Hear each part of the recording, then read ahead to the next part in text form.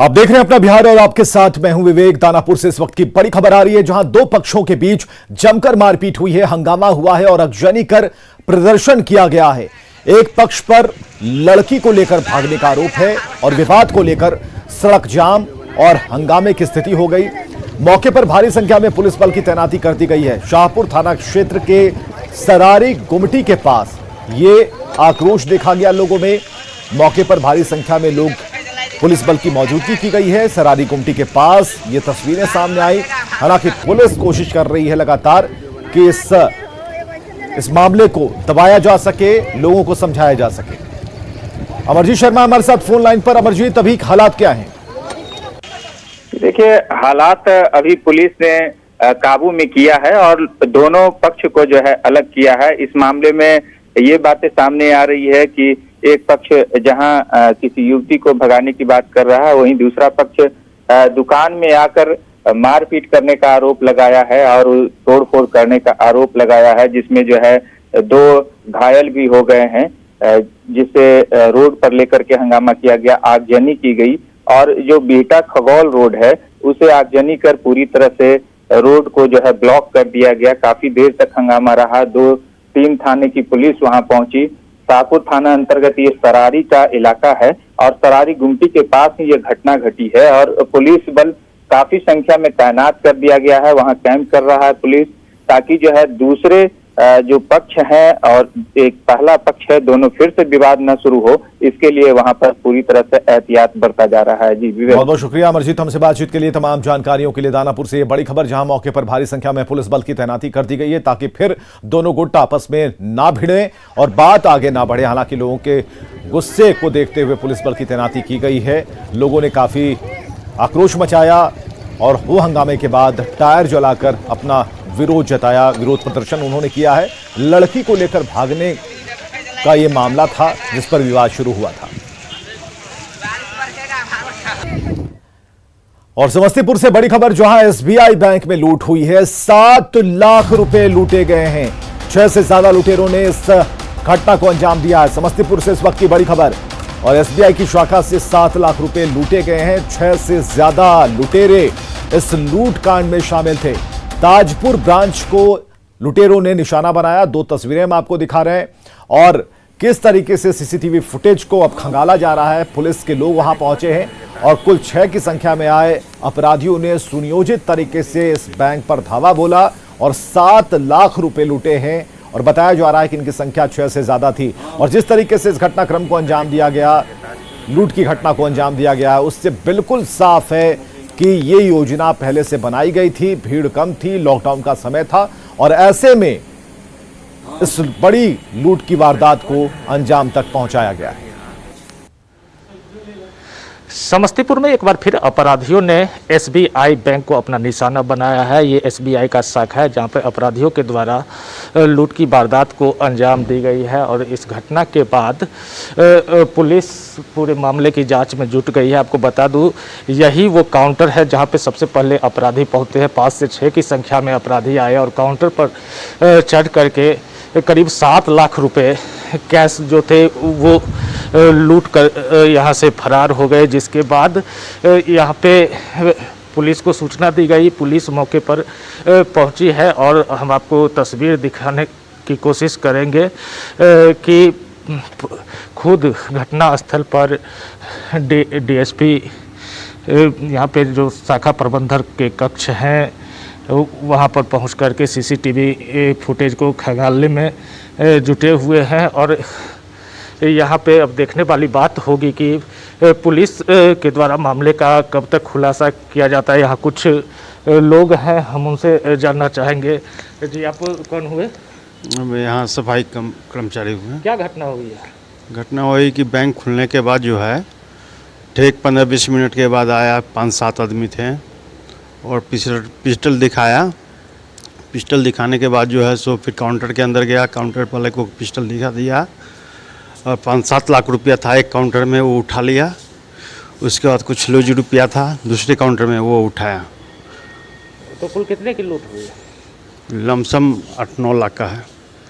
तो ये बैंक के सफाई कर्मी थे जिनके द्वारा ये पूरा मामला बताया गया है। जो लूट के कैसे वारदात को अंजाम दिया गया। अब देखने वाली बात होगी कि एसबीआई के इस ताजपुर शाखा में जो लूट की वारदात हुई है, पुलिस इस मामले के खुलासा कब तक करती है और पुलिस के द्वारा इस पर क्या कुछ कहा जाता है। Mukesh Kumar, news 18 network, Samastipur.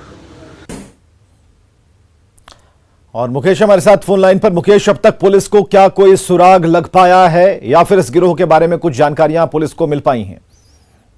जी विवेक, समस्तीपुर के ताजपुर एसबीआई शाखा में जो लूट की बड़ी वारदात को अंजाम अपराधियों के द्वारा दी गई है, करीब 7,89,000 रुपए की लूट हुई है। इस मामले में समस्तीपुर सदर डीएसपी प्रीतिश कुमार से हमारी बातचीत हुई है। उनके द्वारा बताया गया है जो महत्वपूर्ण सुराग है सीसीटीवी फुटेज से मिले हैं और अपराधियों की पहचान की जा रही है और जल्द ही पूरे मामले का खुलासा किया जाएगा। लेकिन विवेक, सबसे बड़ी बात है, बीच बाजार में NH 28 के किनारे ताजपुर का ये एसबीआई शाखा है और उस शाखा में एक भी सुरक्षा कर्मी की तैनाती नहीं की गई थी, जो अपने आप में बहुत बड़ा सवाल है। जबकि कई बार जिला प्रशासन के साथ बैंकरों की बैठक हुई है, उसमें बैंक की सुरक्षा और गार्ड को लेकर के गंभीरता से चर्चा होती है।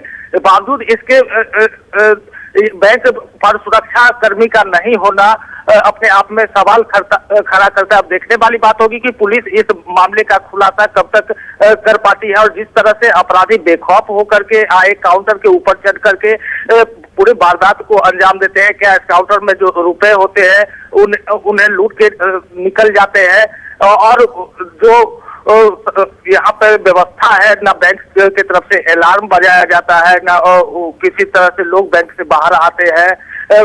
जो कई तरह के सुरक्षा खामियां हैं यहाँ पर इस ब्रांच में। और इससे पहले जैसा कि हमारे सहयोगी मुकेश बता पा रहे हैं कि बैंक कर्मियों ने कई बार बैठक कर यह सुनिश्चित कराने की कोशिश की कि बैंक में गार्ड से लेकर उन सभी सुविधाओं का रहना जरूरी है जो कि सुरक्षा मानकों पर खरे उतर पाए जब ऐसी घटनाएं हों।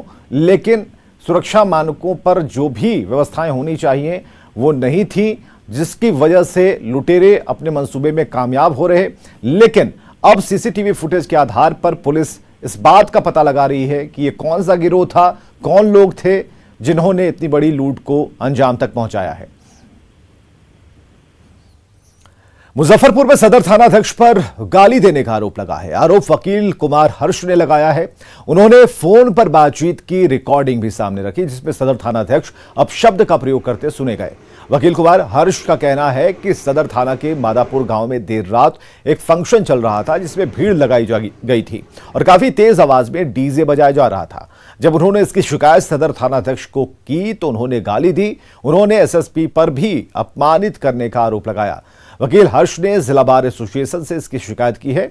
वकीलों में इसके खिलाफ गुस्सा है। हमारे घर में 3-4 हार्ट पेशेंट है सर, और वो इतने अनियंत्रित आवाज में कर रहे हैं। डेसिबल नाप लिए हैं आप? डेसिबल वो आप कर लीजिए सर, हम आपको सजेस्ट किए हैं, थोड़ा इसको आप कर लीजिए। ठीक है, ठीक ठीक ठीक ठीक। आप आके एक बार प्लीज चेक कर लीजिए।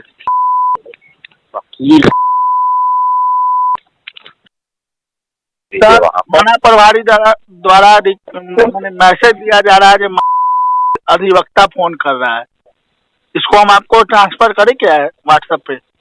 अरे आप जाते ना अपना काम करें जो आपको कहा जा रहा है ना। अधिवक्ता हो चाहे जो हो, हमारे लिए कोई वैल्यू नहीं है इस चीज का। नहीं ना, आप अपना रिकॉर्ड करके उनको व्हाट्सएप कर दीजिए, हमको कर दिए, देख लेते हैं।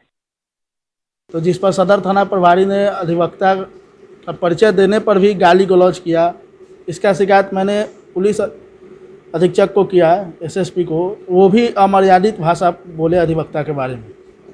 तो फिर आगे क्या किया आपने? ये फिर इसके बाद मैंने वो अपना रिकॉर्ड किया था, उसको हम अपने बार एसोसिएशन के महासचिव और भी अधिवक्ता जो हमारे सीनियर सर है वो लोग को दिए और इसका शिकायत की। शिकायत भी बड़े अधिकारी से की गई है, नहीं सुनी जाएगी तो सारे अधिवक्ता मनहानि का मुकदमा तो करेंगे ही। सीआरपीसी की धारा 504 गाली पढ़ने को लेकर के भी मुकदमा करेंगे।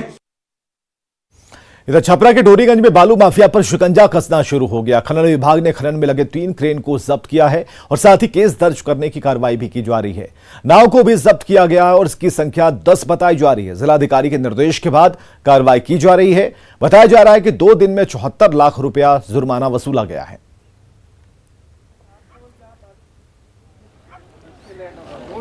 सिवान के मैरवा में मानवता को शर्मसार करने वाली तस्वीर कैमरे में कैद हुई। एम्बुलेंस नहीं मिलने पर एक बेटे ने अपनी बीमार पिता को ठेले पर लेकर इलाज कराने चल पड़ा। सिसवा खुर्द गांव से ठेले पर लादकर बीमार शख्स को अस्पताल लाया गया। परिजनों के मुताबिक एम्बुलेंस वालों को कई बार कॉल किया गया लेकिन कोई फायदा नहीं हुआ। अंत में थककर वो लोग ठेले पर ही बीमार को लेकर अस्पताल की तरफ चल पड़े। क्या मामला है, क्यों ठेले पे ले जा रहे हैं? ले जा रहे हैं कि एम्बुलेंस वाले के पास, सरकारी एम्बुलेंस वाले के पास 10 बार फोन किए हैं, वो अभी फोन नहीं उठाया। उसके बाद से हम कोई ना कोई व्यवस्था करके ठेला पर ले जा रहे हैं और कहीं ट्रीटमेंट कराएंगे। सरकारी हॉस्पिटल में जाने के बाद वो ट्रीटमेंट नहीं कर रहा है तो प्राइवेट में कहीं ना कहीं कराना पड़ रहा है, इसलिए कहीं कराए गए। अच्छा, कहाँ घर है आपका? घर सिसवा खुर्द है। अच्छा, एम्बुलेंस नहीं मिला? एम्बुलेंस नहीं मिला।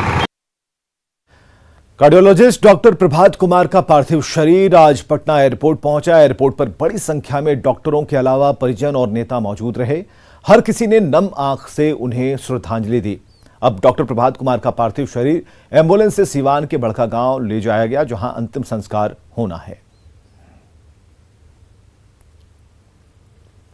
मशहूर कार्डियोलॉजिस्ट डॉक्टर प्रभात कुमार अब नहीं रहे और हैदराबाद से सीधे अभी देख सकते हैं पार्थिव शरीर अभी पटना लाया गया है। पटना एयरपोर्ट पर श्रद्धांजलि देने वालों की काफी भीड़ जुट गई है। आम से लेकर खास तक देख सकते हैं किस तरह श्रद्धांजलि दे रहे हैं। यानी डॉक्टर प्रभात जो गरीबों के मसीहा माने जाते थे, आम से लेकर खास के चहेता थे, अब इस दुनिया में नहीं है और देख सकते हैं कोरोना ने छीन लिया है डॉक्टर प्रभात को। किस तरह से बड़ी संख्या में लोग यहाँ पर श्रद्धांजलि देने के लिए पहुंच रहे हैं। जैसे ही खबर मिली है लोगों को कि अब प्रभात नहीं रहे, उसके बाद सभी की आंखें नम हो गई है। सीएम नीतीश कुमार ने कल ही श्रद्धांजलि दी है। स्वास्थ्य मंत्री हो या फिर जो चिकित्सा जगत के जो भी डॉक्टर हैं, देख सकते हैं किस तरह से यहाँ पर श्रद्धांजलि देने पहुंचे हैं। इससे बड़ा दुख कुछ हो ही नहीं सकता है। पूरे भारत के लिए बहुत बड़ा लॉस है ये। वो डॉक्टर के साथ इंसान भी अच्छे थे बहुत। बिल्कुल। क्या नाम हुआ? डॉक्टर संजीव कुमार। आईएमए के राष्ट्रीय अध्यक्ष सहजानंद सिंह खुद मौजूद हैं यहाँ पर और सभी की आंखें नम है। हमारी मजबूरी है, हम ये तस्वीर दिखाना चाहते हैं क्योंकि बिहार के पूरे देश भर के होनहार चिकित्सक अब हम लोगों के बीच नहीं है। सहजानंद जी, क्या कहेंगे? अब डॉक्टर प्रभात तो इस दुनिया में नहीं। कह रहे कि क्या सबसे करपट, सबसे अच्छा आदमी, सरल स्वभाव का डॉक्टर। देश को बहुत बड़ा नुकसान हुआ, बिहार का छोड़िए। इस तरह इस लेवल का डॉक्टर जो गरीब को मदद करता था, सबको मदद करता था, सबको लेके चलता था। आप लोग काफी दुखी हैं। तो देख सकते हैं सहजानंद सिंह हैं, आईएमए के राष्ट्रीय अध्यक्ष हैं और काफी करीबी माने जाते थे इनके ही डॉक्टर प्रभात। चूंकि जो भी लोग उनको फोन करते थे, जो भी संपर्क के थे, वो जैसे ही खबर सुने, ये मनहूस खबर, किसी को यकीन नहीं हो रहा था, लेकिन ये सच है कि प्रभात अब नहीं रहे। हमारे साथ आईएमए के कार्यकारी अध्यक्ष हैं बिहार के डॉक्टर अजय कुमार, उनसे ही बात करते हैं। डॉक्टर अजय, क्या कहेंगे, बिहार को कितनी बड़ी क्षति हुई? उनके जाने से चिकित्सा जगत ही नहीं, पूरा बिहार जो है वो सुना हो गया है और कोई ऐसा नहीं है जो उनका बिहार में या पूरे राष्ट्र राज्य में, देश में उनका कोई किसी को उनका प्रति कोई भी विरोध हो। और उनका जाना बहुत ही ज्यादा सामाजिक थे डॉक्टरों में। और जैसा कि हमारे राष्ट्रीय अध्यक्ष ने कहा कि वो हम लोगों को भी प्रेरित करते रहते थे कि हम लोग इलाज जो है रोगियों का बंद न करें, और उन्हीं की प्रेरणा से हमारे राष्ट्रीय अध्यक्ष भी और हम लोग भी अभी तक रोगी को देख रहे हैं, आज भी देखेंगे, कल भी देखेंगे। और कोरोना के खिलाफ हमारी लड़ाई जो है डॉक्टरों की, वो जारी रहेगी, हम जीतेंगे। कोरोना के खिलाफ डॉक्टरों की जो लड़ाई है वो जारी रहेगी। एक बड़ा संदेश है कि हिम्मत नहीं हारा है चिकित्सकों ने और निश्चित रूप से सैकड़ों दिलों में धड़कन पैदा करने वाले डॉक्टर प्रभात की धड़कनें खुद थम गई है। और ये देख सकते हैं, ये मनहूस खबर सुनने के बाद किस तरह से लोगों की आंखें नम है। डॉक्टर प्रभात आम से लेकर खास के चहेता होते थे। लोग बताते हैं कि रात के वक्त भी अगर इन्हें फोन करना पड़ता था, फोन उठाते थे और मरीज की सेवा में जुट जाते थे। हार्ट हॉस्पिटल से लेकर पटना के मैदान तक इन्होंने खड़ा किया है। बिहार में एक नई ऊंचाई पर जो कार्डियोग्राफी है, जो कार्डियोलॉजी है, उसको इन्होंने आगे बढ़ाने का काम किया है। तो निश्चित रूप से आज देख सकते हैं चिकित्सा जगत में एक शोक की लहर है। क्या कहेंगे? मेडिका का यहाँ पे संस्थापक, फर्स्ट मैन जिसने यहाँ एंजियोप्लास्टी शुरू किया, और डॉक्टर तो वो पार एक्सलेंस थे ही, एज ए इंसान वो इतना दिव्य था, और दुख हो रहा है कि एक बक्से में वो आया है। तो निश्चित रूप से ये दुख की घड़ी है और इस तस्वीर को हम बार बार दिखाना चाहते हैं, क्योंकि डॉक्टर प्रभात फिर दोबारा पैदा नहीं होंगे। डॉक्टर प्रभात ने अपनी कीर्ति से अपनी पहचान बनाई, अपने व्यवहार से अपनी छवि बनाई और अपने काम से भारत में अपना नया मुकाम गढ़ा है। जाहिर है आज न्यूज 18 भी इनकी अंतिम विदाई में आखिरी सलाम करना चाहता है कि डॉक्टर प्रभात, आप जहां भी रहें, आपके आत्मा को शांति मिले, और निश्चित रूप से बिहार कभी आपको नहीं भूलेगा, क्योंकि आपका जो व्यवहार था, आपका जो प्यार था, आपका समर्पण जो था, वो हमेशा याद रहेगा और अमर रहेगा।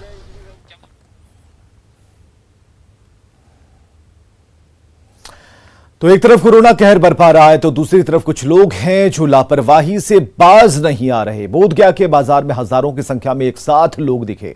लॉकडाउन में 4 घंटे की छूट के दौरान ये भीड़ नजर आई और गांधी चौक और गोदाम के पास लोगों की भीड़ उमड़ पड़ी।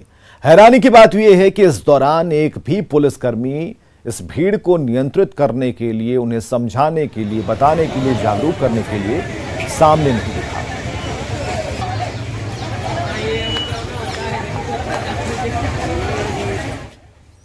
बिहार के ग्रामीण इलाकों में कोरोना संक्रमण का खतरा बढ़ता जा रहा है। इसके बाद भी ग्रामीण इलाके के लोग समझने को तैयार नहीं। ग्रामीण हाट में लोग लॉकडाउन के दौरान मिली छूट का कैसे नाजायज फायदा उठा रहे हैं, इसकी एक तस्वीर हम आपको दिखा रहे हैं बिहटा के बाजार की। यहां लोगों की काफी भीड़ है, न सोशल डिस्टेंसिंग, न ही चेहरे पर मास्क। स्थिति देखकर ऐसा लग रहा है जैसे कोरोना का कोई संकट ही नहीं है।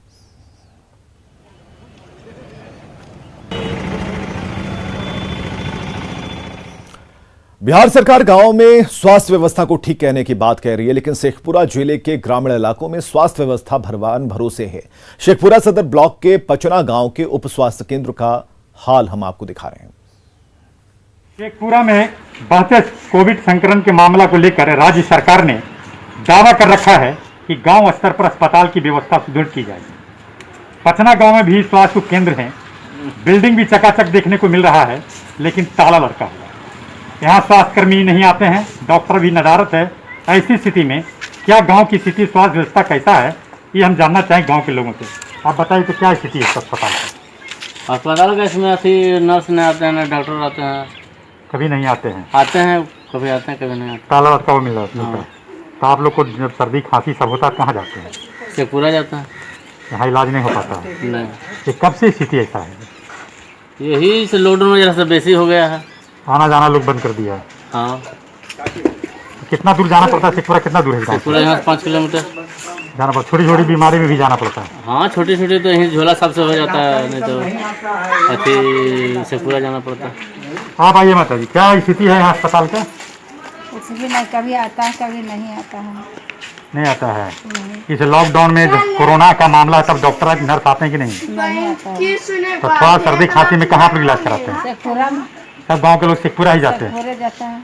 इस अस्पताल से कोई लाभ नहीं है? कोई लाभ नहीं है, शेखपुरा नहीं है। तो ये गांव की स्वास्थ्य व्यवस्था है जहां सरकार का दावा फेल हो रहा है। एक भी डॉक्टर या नर्स नहीं आते हैं, जिसके कारण गांव के लोगों का बीमारी, छोटी छोटी बीमारी का भी इलाज नहीं हो पाता है। अजीत कुमार सिन्हा, न्यूज 18 शेखपुरा। और भागलपुर के स्मशान घाट पर कुछ दिन पहले तक शवों के अंतिम संस्कार के लिए परिजनों को लाइन लगाकर घंटों खड़ा रहना पड़ता था, लेकिन अब हालात सुधार के मुहाने पर हैं। पहले यहां पर रोज 50 से 60 शवों का दाह संस्कार होता था, लेकिन अब 15 से 16 शव ही पहुंच रहे हैं, जो एक राहत भरी खबर है। जायजा लिया हमारे सहयोगी आशीष रंजन ने।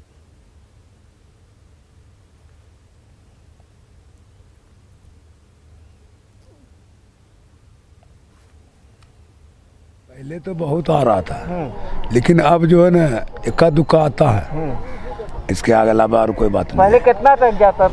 पहले तो कम से कम 50 गो 40 गो 50 से नीचे नहीं आता था। अभी ये 2 गो 1 गो आता है। कै दिन में? 1 दिन 2 दिन में आता ही है, ऐसा रोजाना नहीं हो रहा है। जो दाह संस्कार किया जाता था बरारी में यहाँ पर, तो उसमें जो कमी आई है और जो मौतों का जो आंकड़ा था वो भी धीरे धीरे घटा है। और जो लाइन लगा के लोगों को यहाँ पर अंतिम जो संस्कार के लिए भी लाइन लगाना पड़ता था, वो अब स्थिति यहाँ पर नहीं है और कहा जा सकता है कि ये राहत की खबर है। आशीष रंजन, न्यूज़ 18 भागलपुर। कोरोना की जांच में होने वाली देरी से अब बाढ़ के लोगों को राहत मिलने वाली है। अब कोरोना जांच की रिपोर्ट के लिए 2 से 4 दिन का इंतजार नहीं करना पड़ेगा। अनुमंडलीय अस्पताल में RT-PCR मशीन लगाई गई है और इस मशीन के लगने से लोगों को बहुत फायदा मिलेगा। कोरोना की जांच के साथ इस मशीन से और भी कई जटिल बीमारियों की जांच हो सकती है। हालांकि अभी लोगों को इसका लाभ तुरंत मिलता हुआ नजर नहीं आ रहा। मशीन तो आनन फानन में लगा दी गई, लेकिन इसको चलाने के लिए टेक्नीशियन की जरूरत अभी बरकरार है। अभी हम लोगों के पास इससे बहुत सारे लाभ मिल सकते हैं। पहले क्या था, हम लोगों के पास मशीन की कमी थी, लिमिटेड टेस्ट हो पा रहे थे। और ये जो नया वाला मशीन आया है, इसके थ्रू एक तो कोविड जो कि अभी सिचुएशन चल रहा है उससे तो लाभ मिलेगा ही, और ये फास्ट रिपोर्टिंग भी करता है। जैसे RT-PCR में पहले हम लोग को 24 आवर्स तो 48 आवर्स लगते थे, इससे हम लोगों को 1 आवर, विदिन 1 आवर और 2 आवर में इससे हम लोग को रिपोर्ट मिल जाएगा। गोपालगंज में कोरोना के मामले जहां कम हुए हैं, वहीं जिले के अस्पतालों में कोरोना मरीज से लेकर सामान्य मरीजों की भी संख्या कम हुई है। गोपालगंज सदर अस्पताल में करीब 100 से ज्यादा मरीज भर्ती थे, वहीं अब मरीजों की संख्या घटकर 70 रह गई और डॉक्टरों के मुताबिक जागरूकता के चलते ये कमी आई है।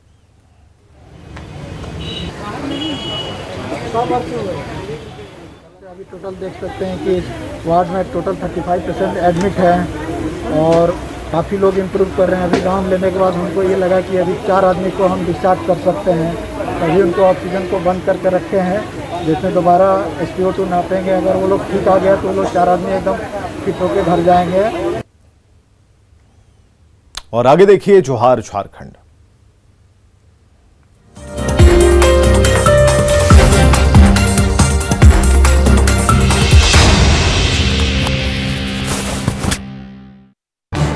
इस न्यूज हेडलाइंस के प्रायोजक